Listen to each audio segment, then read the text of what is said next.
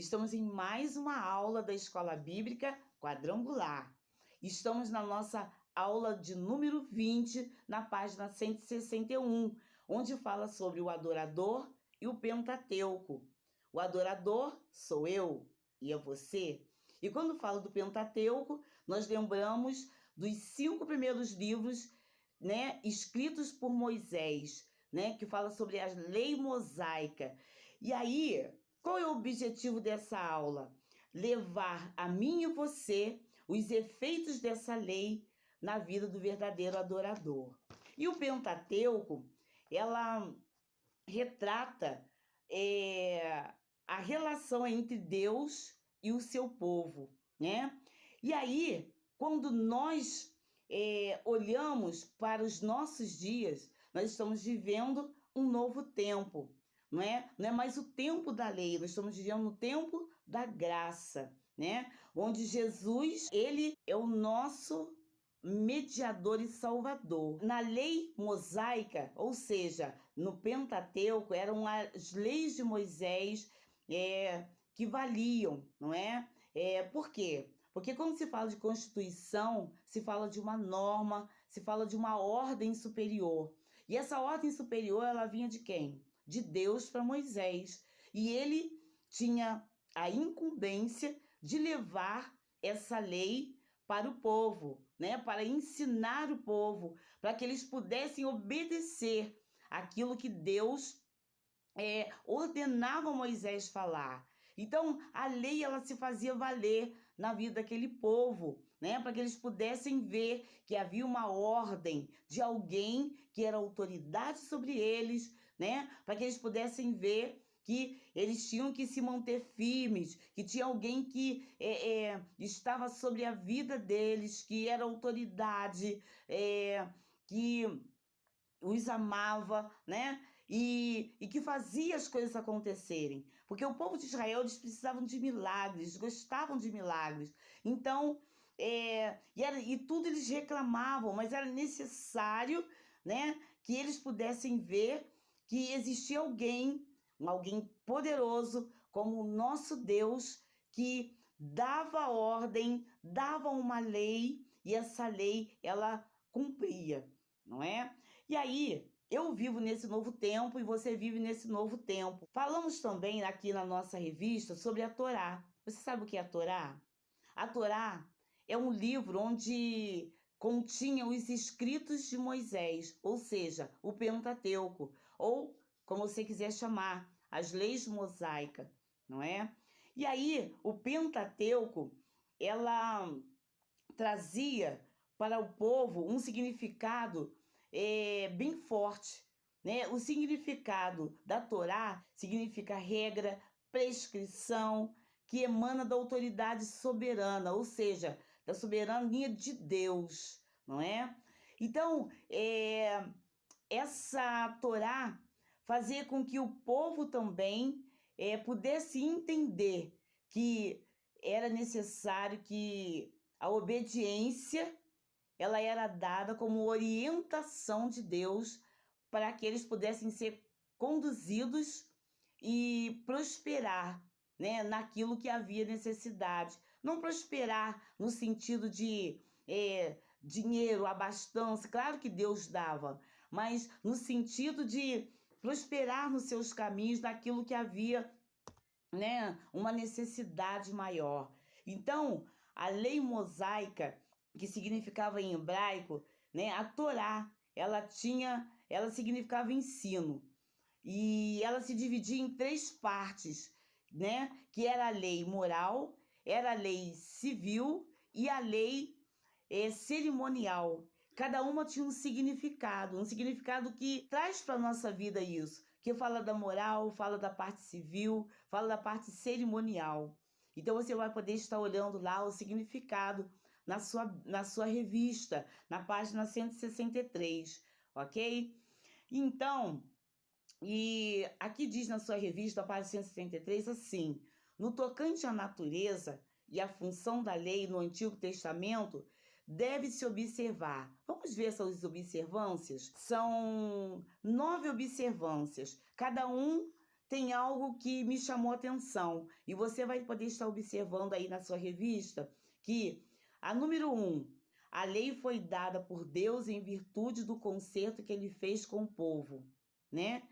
A 2, o que eu separei, tá? Depois você vai poder estar observando na sua revista. A obediência à lei devia fundamentar-se na misericórdia redentora de Deus, ou seja, na libertação do povo, né? Olha que interessante.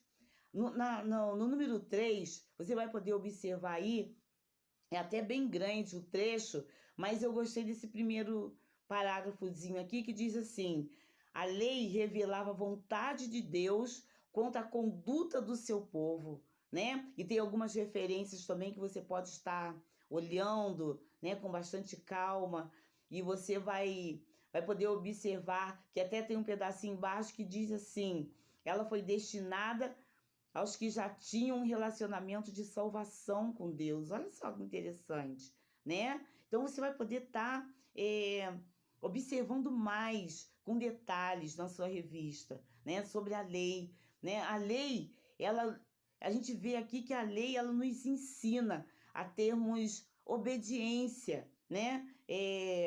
A conduzir a nossa vida de uma forma que nós precisamos ter regras, não é? E as regras, às vezes é ruim, mas faz bem, né? Porque nos faz crescer, porque nos faz termos mais paciência, né? Em estarmos observando as coisas que acontecem ao nosso redor, não é? Então, é muito importante. No 4, diz assim: tanto no Antigo quanto no Novo Testamento, a total confiança em Deus e a sua palavra e o amor sincero a ele, né? Olha só que interessante. Então a lei fez isso também, então eu preciso observar, né? Então a lei, ela não é uma coisa chata, porque quando a gente fala de lei, dá uma impressão assim, ai, lei, uma coisa chata, mas não é chato não. É algo assim que traz para nós valores, né? Valores que nos faz termos uma vida melhor, não é? Com mais responsabilidade até, tá ok? Vamos ver lá na 5. A lei ressaltava a verdade eterna, que é a obediência a Deus, não é? Partindo de um coração cheio de amor, né? Que lindo, que interessante. No 6 diz assim: a lei expressava a natureza e o caráter de Deus. Deus também tinha caráter, né? Deus tinha caráter na sua maneira de ser, o seu amor, a sua bondade, na sua justiça, né? O seu repúdio ao mal, não é? Então, a gente vê que a lei expressava isso, né? Algo assim que às vezes a gente não conseguia ver, não é? Mas a lei nos ajudou a perceber, a ter uma percepção, né, sobre essas coisas. No 7 fala sobre a salvação e o relacionamento entre Deus, né, e o povo de Israel. Então você vai poder estar observando também aí na sua Bíblia que a lei obtinha perdão quando buscava a misericórdia de Deus. Então olha que ensinamento, né? Quando havia sinceridade, não é? Naquilo que se fazia e que não agradava, e onde havia um arrependimento. Então, é muito importante, não é? A lei e o conserto do Antigo Testamento não eram perfeitos e também não eram permanentes, né? A lei funcionava como um tutor temporário para o povo de Deus até que Cristo voltasse. Ou seja, a lei não era algo que ia ser a ferro e fogo o tempo todo, né? Ela teria um momento que eles não ia ser uma coisa permanente, mas haveria essa mudança. Mas essa mudança aconteceria a partir do momento em que Jesus se manifestasse, que ele viesse, né, para nos salvar. E no 9, que é a última observância, você vê que a lei foi dada por Deus e acrescentada a promessa por causa de quê? Das transgressões que se faziam. Então tinha um propósito único, né? Que era definir o que era o pecado, não é? Então a lei nos ajudou a abrir os nossos olhos, né? E para nós estarmos finalizando acerca dessa lei, espero que você tenha entendido, né? A lei foi dada para nos conduzir a Cristo, a fim de sermos justificados pela fé, não é? Então, a própria palavra de Deus diz que nós, os justos, vivemos pela fé e somos justificados por ela. Mas agora que Cristo já veio, finda esta função da lei como supervisora, né? Por isso, já não se deve mais buscar salvação através das provisões do Antigo Testamento, mas eu mesma é que tenho que buscar, né, ao Senhor Jesus e desejar a minha salvação. Então, a salvação tem lugar, né, de conformidade com as provisões do novo concerto. Qual é o novo concerto? O novo concerto é o próprio Jesus, não é? Aleluia, que ele morreu na cruz do Calvário, por mim e por você, não é? No momento que ele morreu, ele também ressuscitou. Oh, aleluia, né? Ele ressuscitou, né? E aí, eu e você, nós tivemos o privilégio subsequente de poder servir a Cristo. Então, essa lei, ela precisa fazer uma diferença na nossa vida.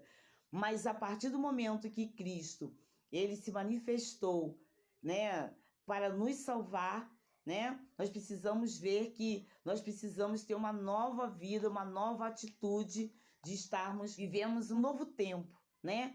Então, agora nós vivemos um novo tempo, nós não vivemos mais no tempo da lei, mas nós vivemos num novo tempo, no tempo da graça, no tempo em que o Senhor Jesus derramou o seu sangue para nos salvar, ok? Então, eu espero que você possa estar aí acompanhando a sua revista, olhando as referências, porque isso traz um entendimento ainda maior, não é? Porque quando nós acompanhamos a revista, e juntamente com ela as referências que tem para a semana inteira, isso nos ajuda a crescer, ok? Então fica aí a nossa aula e que você possa fazer um bom proveito e traga para você um grande crescimento, ok? Até lá!